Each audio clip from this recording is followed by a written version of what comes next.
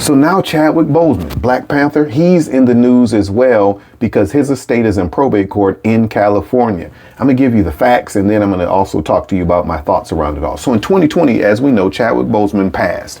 Well, at the time, I thought he had a plan in place, but it turns out apparently he didn't have a will or anything in place. And because of that, he had to go through probate court. At least his wife had to file a proceeding in probate court to get to the assets that he had. Now, in 2022, the judge ordered the wife, who was the administrator, appointed as administrator, to distribute the assets according to California intestacy laws.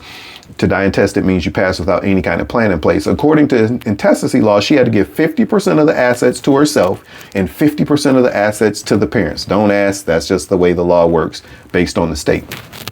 Well, I guess apparently she started doing those things. Well, fast forward to now. The brothers said, no, she didn't. Now, they filed on behalf of the parents. I'm curious how that happened, because typically you can't do that without a power of attorney or something. Anyway, they filed a petition in court on behalf of the parents saying that the wife wasn't handling things right, that she wasn't distributing assets, she was taking too long, she didn't transfer a long-term care policy to the mom, Carolyn, like she was supposed to. She didn't even tell them anything, this is their claim, about SAG-AFTRA royalties that she was getting.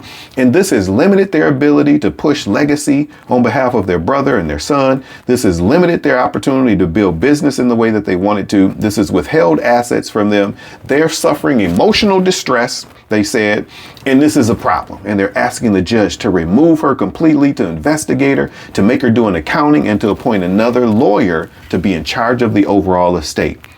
This never should have happened, you all. This never should have happened, but here we are anyway. I think, again, that both of them could have great arguments for what's going on. So the wife, it takes time to administer a probate estate. I was working on a really big case. If I tell you the name of it, you'd know it. And there are all kind of assets and royalties everywhere.